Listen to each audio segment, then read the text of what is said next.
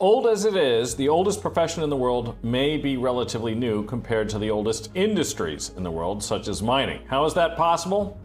Mining actually predated the invention of money by millennia. And we're going to talk about mining and a trade on a mining company today on Open Interest.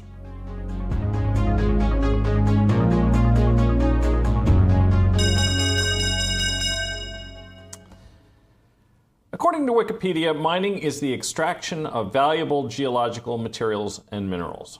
From Paleolithic humans mining hematite over 40,000 years ago to rare earth elements today, mining is among the oldest industries upon which some of the newest industries heavily depend. As I covered precious metals and the gold miners recently, today I'm focusing my attention not on precious metals, but on something else that is rare and used in modern technology, lithium.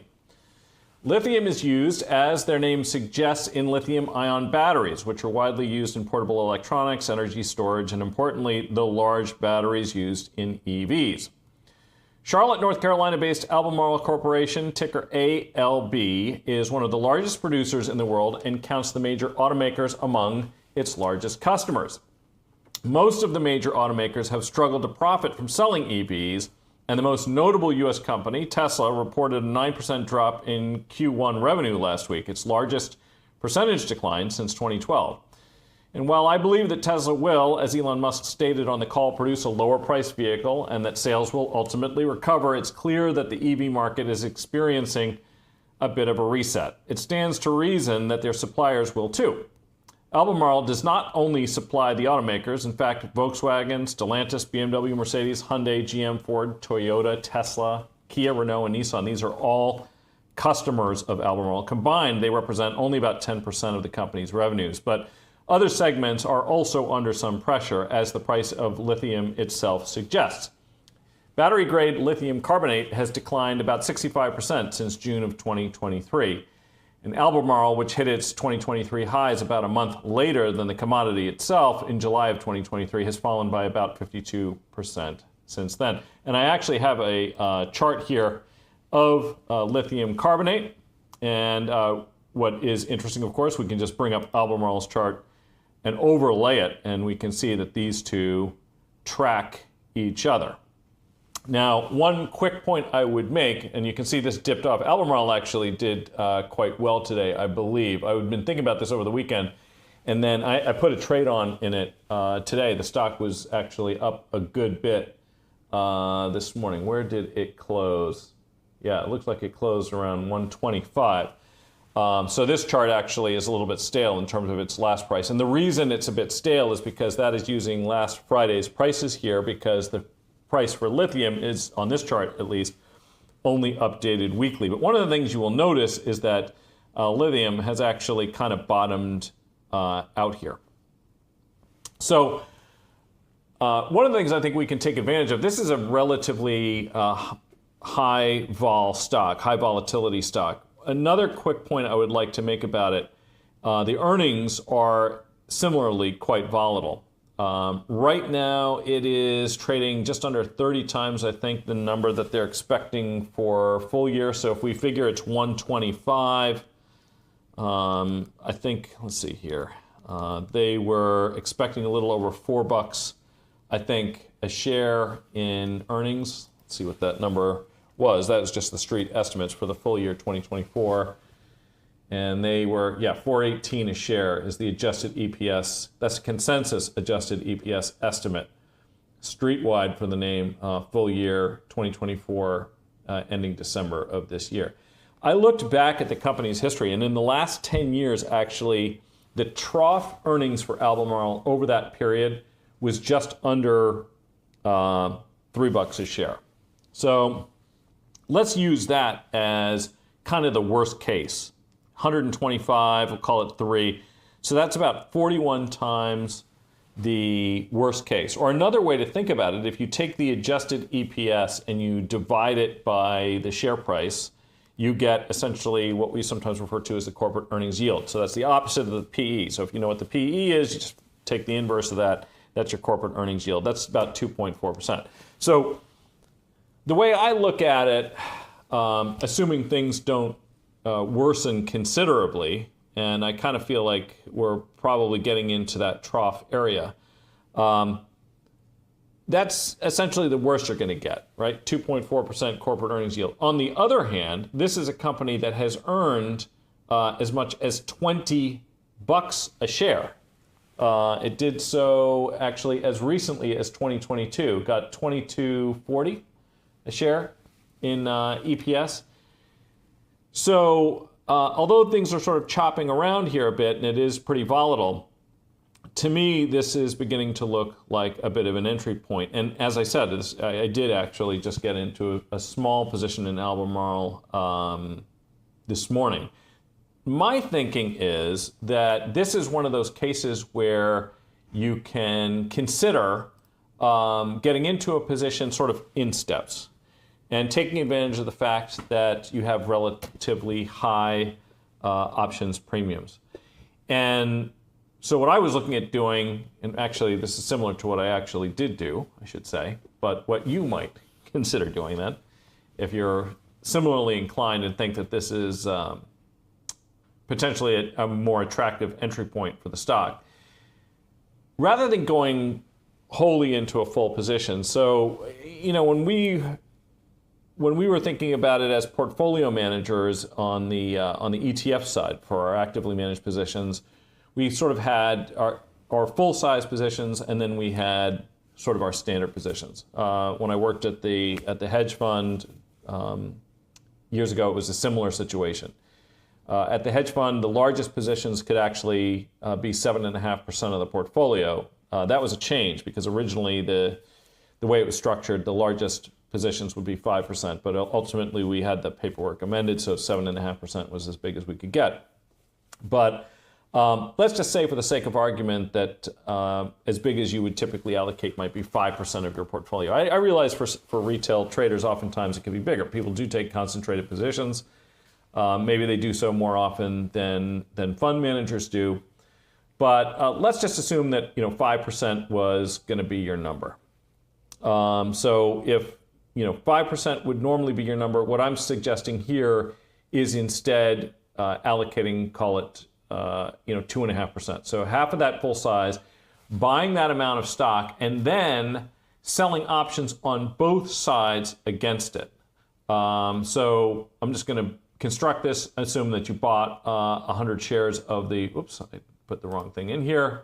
Buy 100 shares of the stock. It's about $12,500 to buy a 100 lot. So this would be kind of the smallest increment you could do if you wanted to do a trade like this. If you didn't want to overwrite, that is, write more calls than you actually held stock, which I'm not necessarily recommending, and I certainly don't recommend it when I'm actually relatively bullish. The idea here is buy half of your entry-level position in the common, and then I actually am selling both a call and a put against it. I'm just going to go to the end of the month, so there's just 1 month out kind of a trade. And in this case, the idea here is that you can collect some premium to the upside, and maybe a decent amount of it, I should say, and also have a lower price. And this is particularly interesting probably if you're looking at this with fresh eyes today and you're saying to yourself, this stock was $114, $115 last week, even lower actually, when I first started looking at this. Now you're looking at the stock and like, God, it's up $10 already. Do I really want to chase it here? Well, what I'm suggesting is buy the stock, sell an upside call, sell a downside put as well. Maybe it comes back to you, maybe it doesn't. But if it doesn't, you're going to at least keep a little bit of premium. And of course, we'd be willing to purchase more of the stock at a lower price if it gets there. And my thinking is there's a decent chance. I mean, implied volatility suggests this thing is going to continue to chop around here a little bit. But you could sell, a downside put and collect some decent premium for that. So actually, I don't want this 150 call. I think I was looking at the 141s or so, 140. Look at this. Get at least $2 for that option. Get, looks like we can get better than $2 for the 112s. So if we look over here at this chart, we can see actually this is basically that downside put strike that we're looking at right down in here. So that represents the lows from last week, represents the lows that we saw back in March, it represents the lows that we saw in February, and so on. And in fact, we can see that pretty much every single time it's gotten down to this level, that pretty much was the bottom. So that's the strike that I'm looking to sell. And also, I think it's reasonably valued there. Could be wrong, of course. You could see lithium prices fall. And look, important point about EVs. They use big batteries, right? So it takes a lot of mobile phone batteries to add up to what's in a Model X or a Model Y or a Model S. But this is the trend of things over time.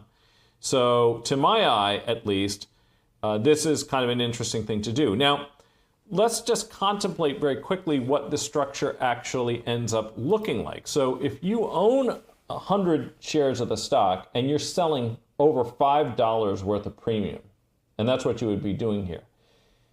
If the stock rallies through that call strike by May expiration, you're going to get the capital appreciation on the stock, which in this case is, from where it closed today, 125 spot 73. So you're looking at $14 worth of upside plus the 5 you got is 19, right? So you're looking at 19 bucks over 126 in round numbers over the course of a month as your maximum possible gain, which is about 15%. Standstill basis, you're collecting $5 or give or take 4% of the current stock price. That's your standstill yield on this options trade. And the worst case, of course, is that the stock falls back to where it was trading last week, back to where its lows were in March and February, and you end up owning the stock at 112.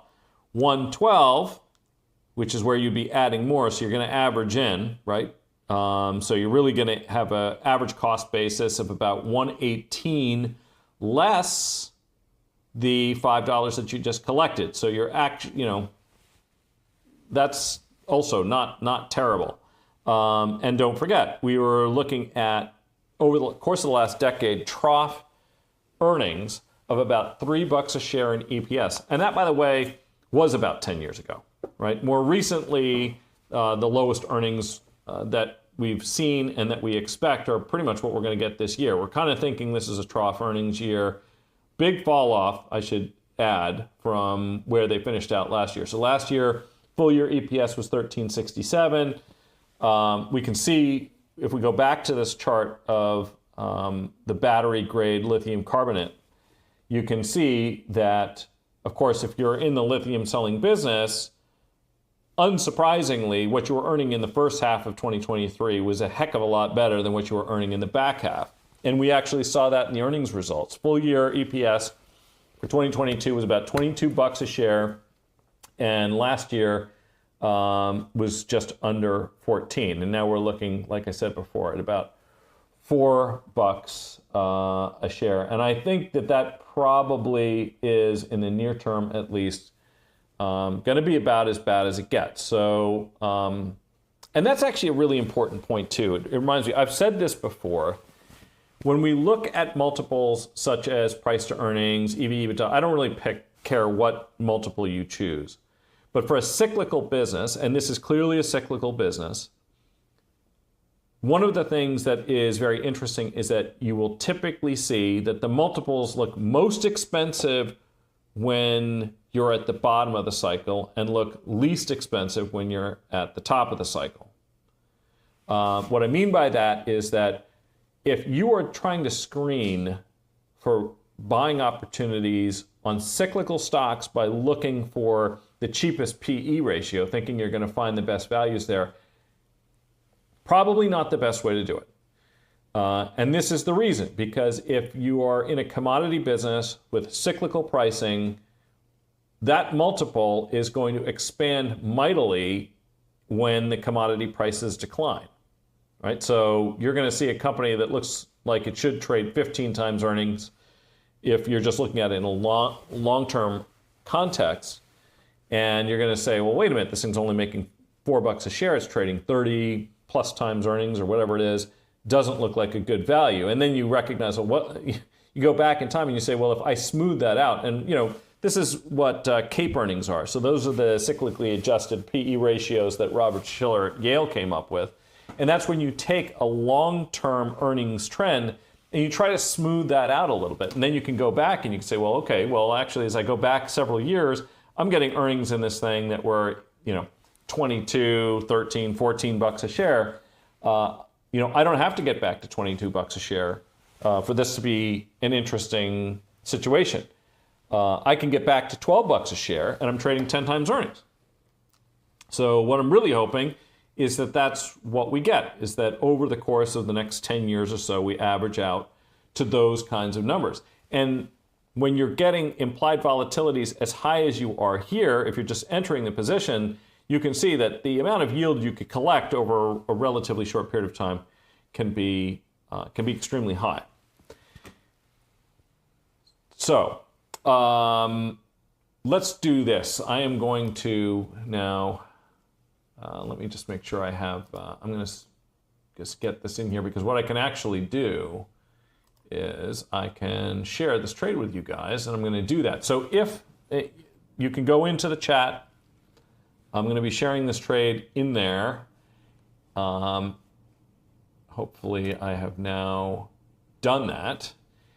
If you have an OptionPlay account, which is what I'm using to illustrate all of this.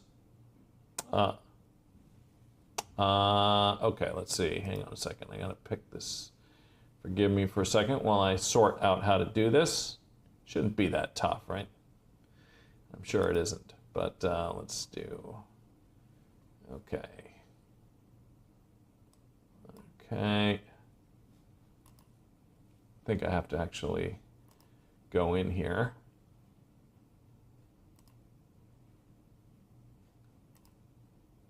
Forgive me for a second. All I'm trying to do is just make sure I've got the stream.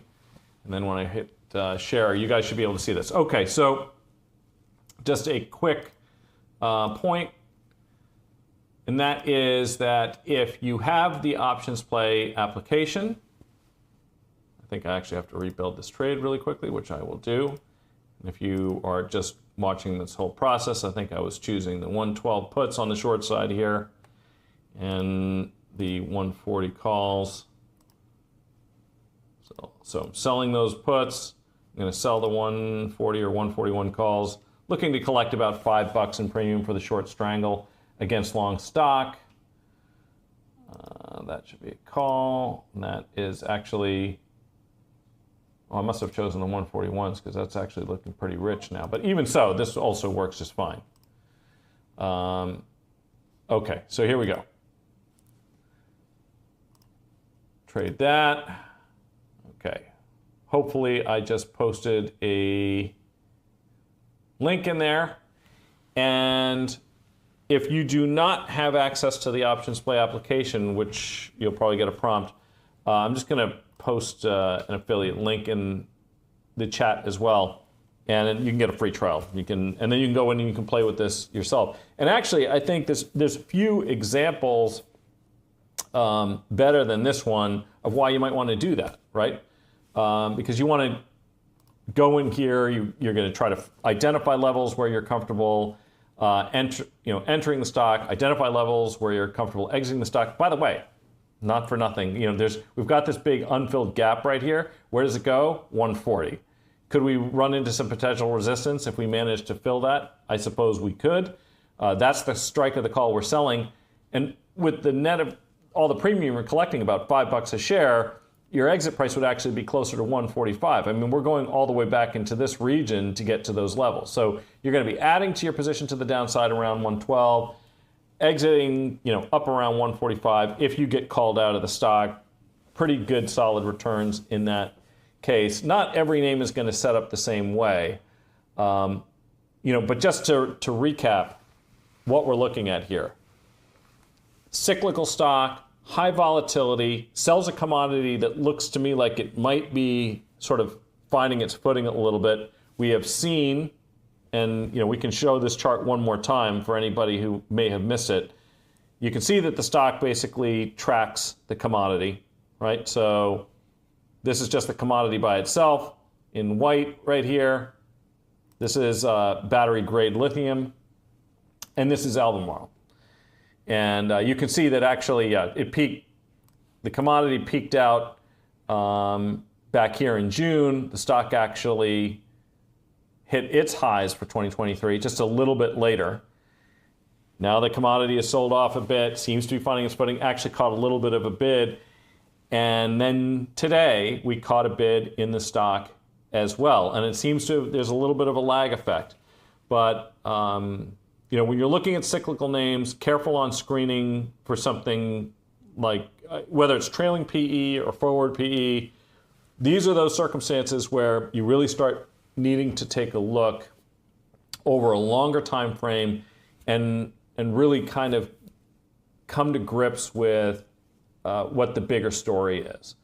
And by the way, this is not the only commodity that I think is worth taking a look at. And we'll take a look at some other names too that I think are important. But I mean, we've got rare earth elements. These things are really important essentially to, the transformation that's going to, actually doesn't really matter whether the energy markets transform that much. It's just critical. We're going to be using more electricity. There's going to be more EVs. A lot of the things we need for that. Rare earth is used in a lot of the magnets. The magnets are used for things like generation. In wind turbines, they are used in the electric motors that are going into these EVs. Cobalt, nickel, these are also important commodities, I think, that we should be focusing on.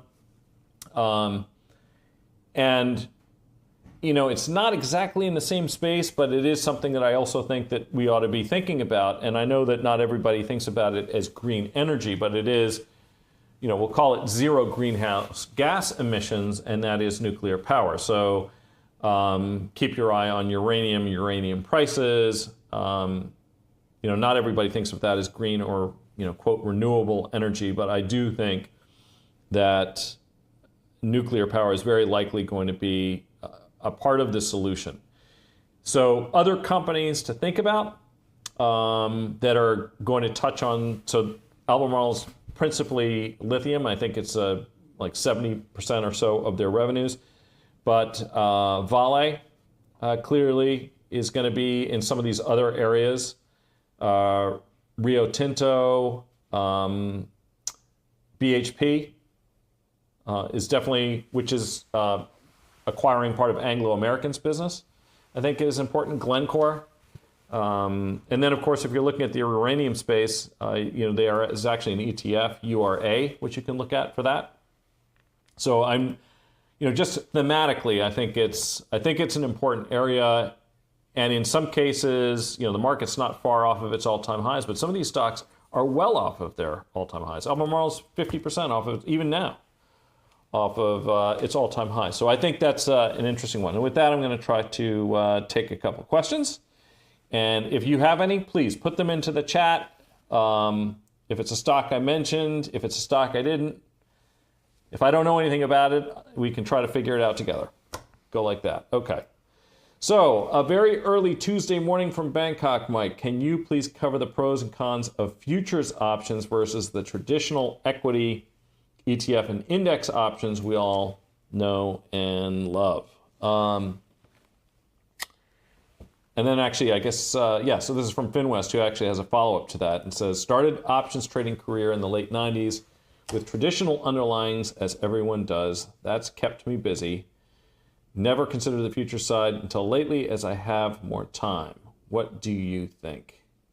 It's interesting. I started my own career trading stocks and cash-settled indices on the Philadelphia Stock Exchange. I think I previously mentioned that. Futures, we would trade futures sort of as on the index side. But then I pivoted, and after also having a seat on the American Stock Exchange, I went to the New York Mercantile Exchange, and we traded oil and gas over there. And of course, there I was trading options on futures and options on futures, and also the minis versus the big futures and things like that. So there's a very natural fit, of course, because futures, like options, have expiration dates. And depending on the future you're dealing with, they typically the options expire before And what's also interesting is that oftentimes there was no multiplier. The future had the multiplier contract. So for natural gas, it's 10,000. For crude, it's 1,000. So 1,000 barrels of crude. Interestingly, they used to do heating oil and gasoline were in gallons, but the contract size was the same because it's 42 gallons per barrel. So you'd refer to the price of crude oil in dollars per barrel for West Texas Intermediate, which was the big oil contract on the New York Mercantile Exchange. And if you were looking at New York Harbor gasoline, for example, that was a 42,000 gallon contract, and it was quoted in dollars per gallon. But actually, that's the same thing. So 42,000 gallons is 1,000 barrels. It's kind of a wash. And then you had the crack spreads, which basically was the difference between the two. You can kind of think of that as a refining margin. I think there's a natural fit. And I actually do encourage people who are interested in trading futures to do so. And for some markets, it's the best way to do so. Because if you're interested in trading something like natural gas, so, for us, that might be at like the Henry Hub contract on the NYMEX, for example, you're not really well served by trading the things that are available to you on the equity side. I mean, you have things like UNG, the ETF, which is the U.S. Natural Gas Fund. You have USO, which is U.S. Oil Fund, but it isn't a completely pure play. So those funds, and I'm not saying those guys do a bad job running those funds. I'm not saying that at all. And I've traded UNG, had a kind of a big mix-up actually with it years ago when they were unable to create. But the ETFs have usually, in most circumstances, an embedded roll cost because they have to adjust their own underlying positions. And in the case of those funds, once they outsize the position limits for the relevant contracts, futures contracts on those exchanges, that's what happened to U.S. Natural Gas Fund, actually. They capped out their position limits in the NYMEX gas contract, and that hindered their ability to create. Now they create more, and they are able to trade swaps, and so they're able to do more to essentially avoid that problem. But what's interesting about that is that the minute that they start doing that, so now you've got swaps in there, you have a variety of contracts, you don't know exactly what you're getting. And that may not matter most of the time, but it can really matter some of the time. What would be an example of when it really matters? And that would be the shoulder months for natural gas. So the shoulder month, for me, that's the tail end of the injection season and the tail end of the withdrawal season. So we produce a lot of natural gas, they're injecting it into storage, and eventually we run out of storage. That's the tail end of the injection season. That is happening as you go into winter. And why these particular periods are so important is because commodity pricing, like everything else, is supply and demand driven, but you end up with severe constraints on one side or the other during these two periods. So when you are unable to, when there's no more room for storage, then you have a severe supply-demand imbalance because the demand is, demand essentially goes to zero. You got a flare, effectively, because there's no place to store incremental gas production in excess of what is being used. And this is arguably a little less true today than it was, but and that's just because we have ramped up our production of oil and gas, and I'm saying oil and natural gas in the United States, to all-time highs. But what used to be the case was that our demand for natural gas would ebb and flow. So demand would rise when temperatures got extremely cold, as you would expect. We use it for heating.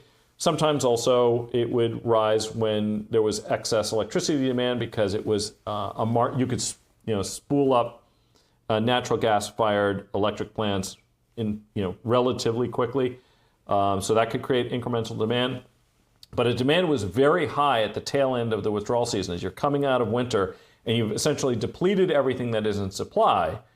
and then you have a near-term demand spike that is in excess of essentially our daily natural gas production, you could get these potentially huge spikes in natural gas prices. So this is one of those places where trading the futures really starts to matter, because you want to know exactly what gas you own, because that really starts to matter. So that's a situation where I think it plays. Something like gold, not as much.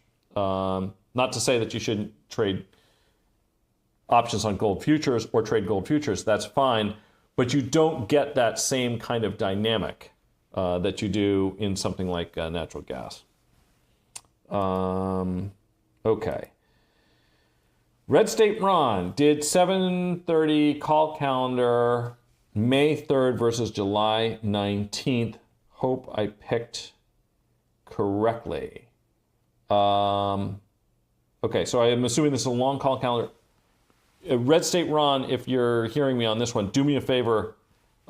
This probably should be self-evident, and I should probably just know exactly what underlying you're talking about. But unfortunately, I don't. So we will come back to that. Okay, here's another question. My covered call is deep in the money with 45 days to expiration. Should I always roll it up if I still have a bullish view? And if so, when would be a good time to roll? Okay, so this is actually a good question. This is one of the most painful situations to be in. You long a stock, you love the stock, you say, I'm going to boost my returns by selling a covered call against it. The stock runs through your short strike. What do you do now? Well, when the premium on that call goes to essentially to zero, the extrinsic premium I'm talking about, at that point, I always want to cover it. And the reason is because if I don't cover it at that point, if I'm long stock and short that call with no extrinsic premium, I'm essentially short, synthetically, I'm short that downside put, right? I have no upside, but if the stock plummets, I have a problem.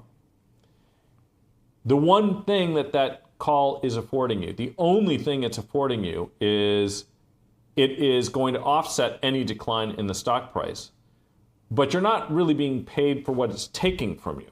So remember what I think I've said this a few times, but generally speaking, once an option gets to more than 60 delta, whether it's a long option or a short option, that's usually the point at which I begin considering making an adjustment. If you're going to be in a covered call position, you want to be paid for the risk you're taking. And if you have a really deep in the money call, when you see that extrinsic premium go to zero, that's almost always going to prompt you to make an adjustment. And by the way, you have other risks too. If you're short that deep call, if the stock in question pays a dividend, you could get called out right prior to the ex-dividend date. If you are short a put, similarly, now that interest rates are higher, the cost of carry may exceed the value of the optionality. So you could just be assigned if you're in a cash covered put. So that would be. All right, so here's another one. Lilly. Oh, okay, so Red State Ron, you're talking about Eli Lilly.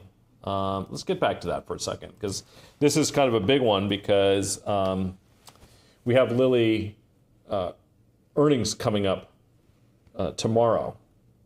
And this is this is a big one. Completely different story. I mean, you basically have Novo and Lilly are the players right now in the obesity, diabetes, and now because they're actually working on this, testing the efficacy for conditions like sleep apnea. I mean, it's hard to imagine a bigger market than the one that these two companies are addressing right now, and they're they basically have it to themselves. A nice thing too in Lilly's case is they don't really have patent cliff issues the way that some of the others do, so they don't really need to. It's kind of the opposite situation of a company like Pfizer. I do like Lilly. the valuation, one could argue, some have argued, I would say, that it's kind of priced for perfection here. We don't usually see these kinds of companies, trading at, so full year adjusted EPS, this is consensus, right, that I'm talking about now. So at today's closing price, 737, 60 times. Wow. It's a healthy number. But at the same time, we're looking at a company that could potentially see 46% year-on-year growth next year. If you're going to be in the space, I guess you kind of have to be in here. I wouldn't mind, potentially collaring up a position. Actually, I was talking about this last week. I think it was on Fast Money on Friday, maybe, ahead of earnings. I think it was Friday I was talking about it. I didn't think that a put spread against a long stock position cost all that much. Looked fairly reasonably priced. I think I was looking at a 700, might have been a 700, 660, like a $40 wide put spread for 10, 11 bucks. Now I'm going from memory. I'm pretty sure that's what I was talking about. Out to June, I believe. Just what I happened to be talking about on the air last week. But I still like the story.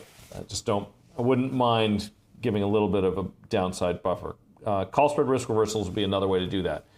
You put on a call, if you don't have a position and you put on a call spread risk reversal, that's effectively like selling an upside call and buying a put spread to give yourself some upside and giving yourself some downside in insurance. Okay.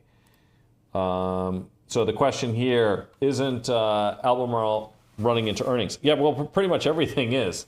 And I think I mentioned this. They're going to be reporting this week, which is the reason why those options premiums are as juicy as they are. And juicy can be a good thing. It could be a bad thing. Right now, the options market is implying a move of about 5% for Albemarle. But yes, to answer the question, they are indeed reporting earnings. But we're kind of in the thick of earnings season right now. So that's going to be the case in many instances, except those names that typically report fairly late in the cycle. On the technology side, that's going to be companies like Oracle and so on. Okay. I own 200 shares of AMD. Would you buy a 160 May 3rd put for protection? Well, let's take a look at that. So I want to, let's just take a look here.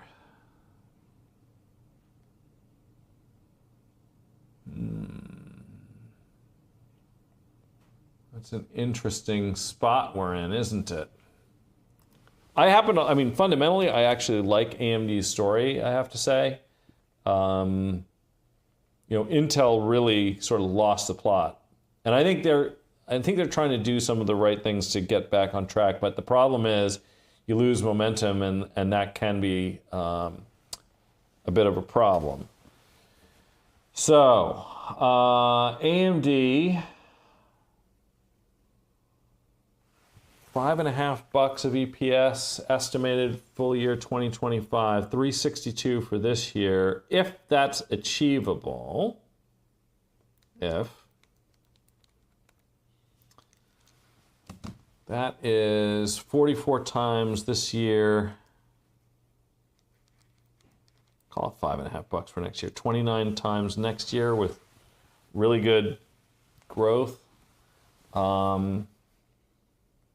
Not terrible. How does the implied move look? So actually, let's do that first. So implied move, just as a reminder, anybody who hasn't watched, we can just go to, the quick and dirty way to do that math is just take a look at the at-the-money straddle that expires week of. So they're reporting the day after tomorrow, so we're just going to take a look at the weeklies. Weekly 160s, so just take the 160 call, 160 put, add those two together, and what do we get? So that is $12.50, round numbers. That's a move of about 7.8%.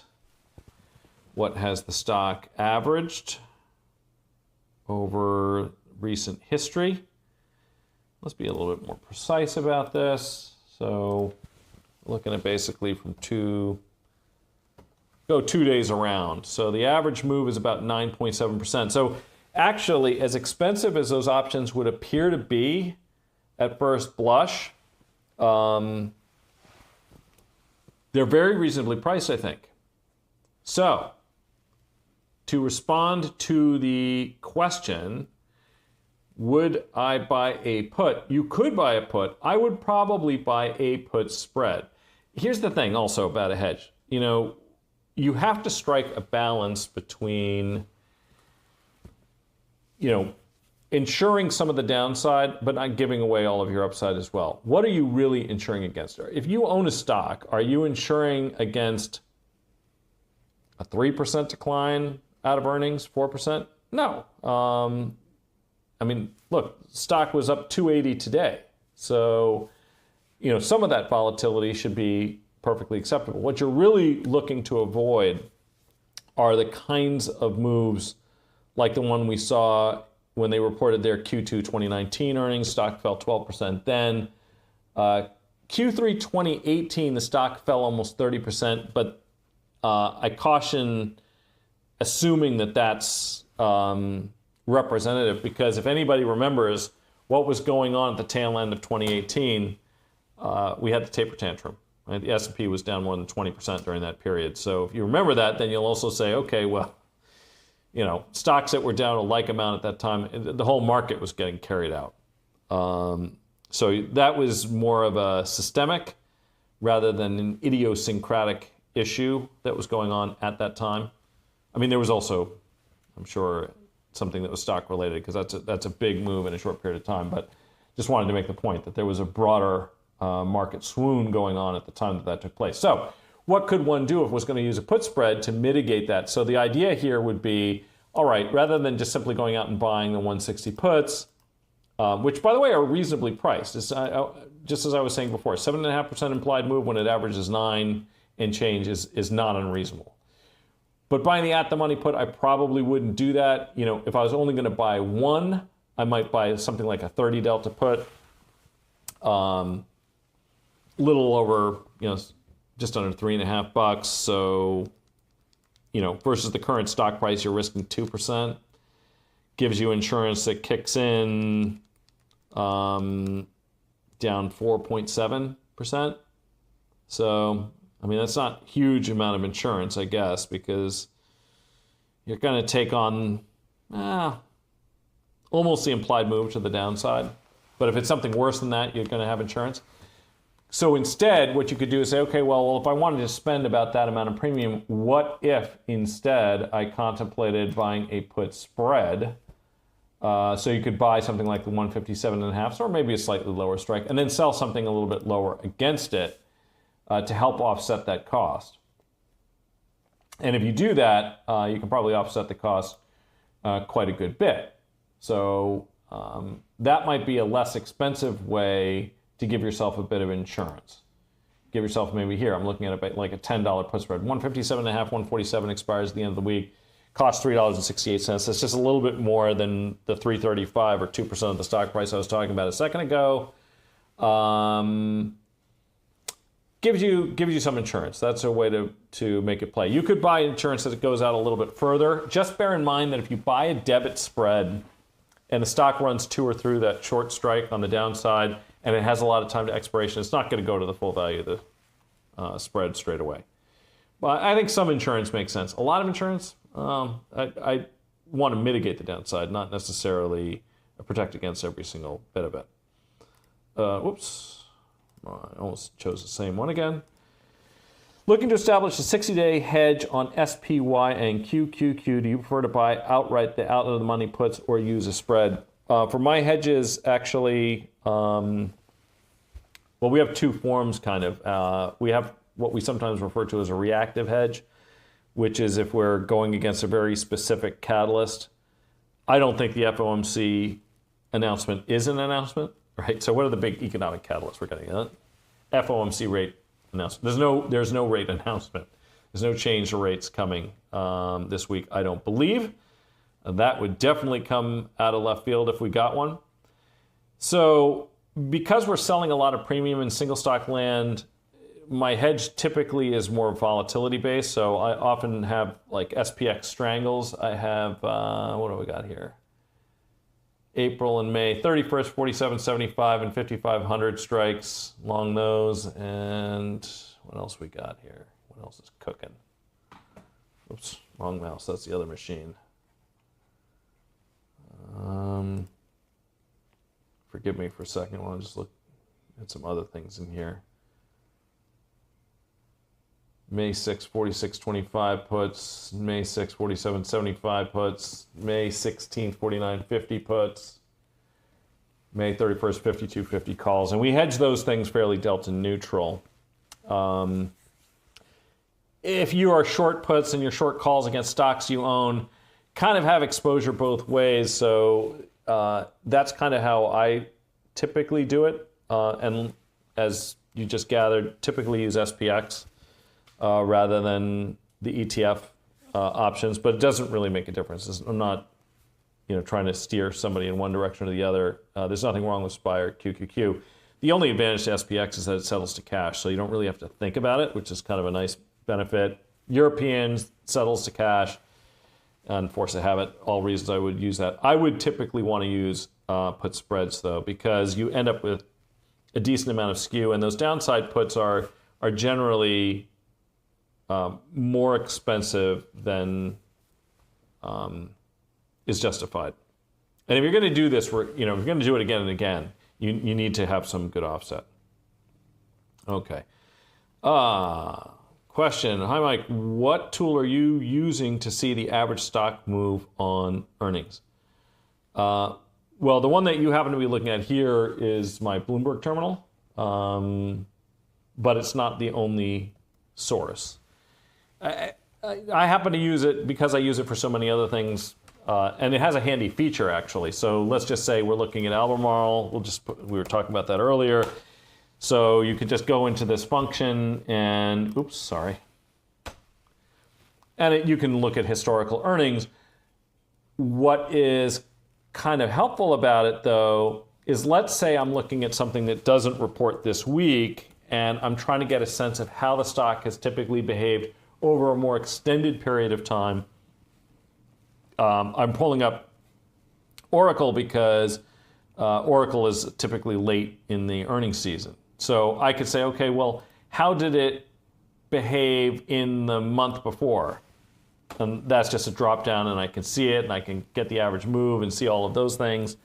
How did it do the month after they reported, going back for 10 years or more?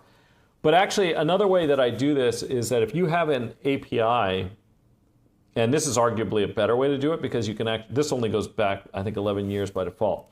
But what I will often do is, if I already have a historical earnings calendar, just populate an Excel sheet, and then you can just reference the respective dates. There's a very good chance that your brokerage platform has some mechanism for this. We use a couple different brokerage platforms. We have full service at one of the investment banks as well, but we use Interactive Brokers for, just for trading stuff. And I haven't checked. It probably has that. It's just because, force of habit, I use this. But get a historical price chart and then just get the historical earnings dates. And then you can just do lookups and just calculate the changes that way. And you can probably go further back in time. So okay. Any rules for adjustment with days to, I'm assuming you mean days to expiration, because that's what we usually use when we're saying DTE. But actually, some people might be thinking days to earnings, I suppose. If you are, what are we referring to here, though? I need a little bit more context from you, PC, with respect to rules for adjustment with days to expiration. Sweet spot, if I'm short options, I don't like being short options within a couple weeks of expiration that are essentially have a rate of decay that's less than 5 basis points of the current stock price. So I have kind of an automatic closeout. And what that ends up meaning is that, when you start getting close to expiration, 1 week or two, I don't typically ride them all the way to zero. There's just not, picking up nickels in front of an oncoming train, I don't really like that.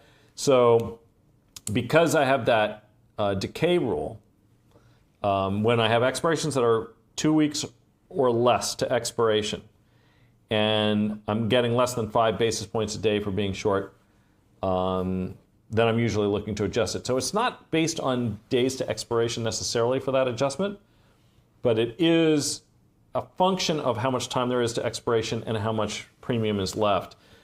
And with respect to days to expiration on the long hedges, for example, like SPX, I'm trying to find a balance that gives me a bit of convexity, isn't taking the really accelerated rate of decay that you get in near-dated options. Plus, it becomes just cumbersome to manage. So you probably noticed from the options that I mentioned, some of these deserve to actually be rolled, but I'm typically going out to the end of the month, 30 days plus preferably. And I think I've previously mentioned that the reason I go out to the end of the month is it's a random thing. It's like, don't step on cracks on the sidewalk, but I usually just like to get the PCE data. I just have it in my head, like, oh, I want it to capture the PCE. It doesn't matter. It's always going to capture the PCE because I'm almost always 30 days or more out to expiration. But whatever, it's a random thing. Pick the month-ending options on my hedges. That's 30, 60 days probably. Did you give an opinion on the Lilly calendar? Oh yeah, I was talking about Lilly, and did I actually opine on the calendar itself? So what makes a calendar appealing? And that is, do we think that the implied move is, so you want to be in that calendar. If you think the implied move that options are implying is higher than it should be, that's a circumstance when the long calendar can make sense. And in this case, we, according to the Bloomberg terminal, it's $4.85, 4.85% implied move, which is bigger than average, so that suggests it's a good trade. We can also just look at the price of the straddle just to confirm that. This is a one-day move that's here, so it's probably going to be a little bit less than what I calculate using the weeklies. So I go to May 3rd weeklies. Stock is 737.5-ish. There's the put, add the call, 737.5. Look at the mid-markets, $40. So 5.4% implied move by the end of the week. That is also above average. Now, granted, we had a couple circumstances recently, most notably this Q2 23 earnings where the stock moved more than 14% to the upside. But that's what you're looking for. The long calendar is a trade that you like when the implied move is higher than you believe the move is going to be. So yeah, I'm okay with that trade. I like it for that. Okay, and I've just been advised to give a time check because we're chewing up the clock, and I'm actually going to be on CNBC on Fast Money today, which has already started. So I'm going to have to jump off of our private conversation to talk about that. So I'm going to be joining them in the F block. So I guess we'll use this as an opportunity to cut this one short. Please like, subscribe, comments, keep them coming. It's really helpful for me to know what you guys are thinking about. Share your thoughts with me, and I'll share mine with you. And I hope you join me for the next one, which is going to be on Wednesday at 4:15. I'll see you here. Thanks for watching.